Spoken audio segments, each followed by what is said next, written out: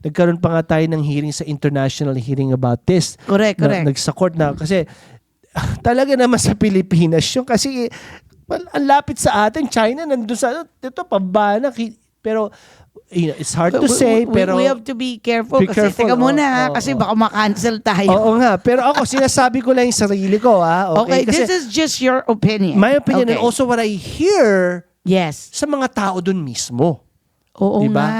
I mean, I'm not making this up na narinig ko lang sa news o mismo yung mga taong taga Palawans, no? Oo nga. Na kinikwento nila to na, yun nga, masking tate at doon sila nangingisda nung bata pa sila. Bakit all of a sudden, for so many years, bakit all of a sudden, bakit inaangkin ngayon?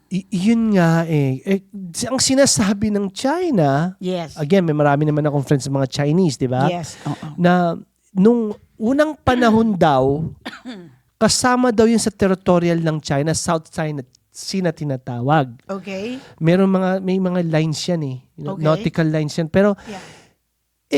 nasa sa atin daw yung original agreement noon pa na ito yung talaga yung this is yours, this is ours, di O ba? nasan yun ngayon? Yun nga, parang walang, nung pumunta sila sa court ng International Court, United Nation, okay? Parang, walang nangyari sa kaso, parang walang nangyari. Parang binaliwala Parang lang. binaniwala nila. And as of now, and I'm just telling this based on, kailan lang ako bumalik, is yun na nga nagiging mas intense ang situation doon.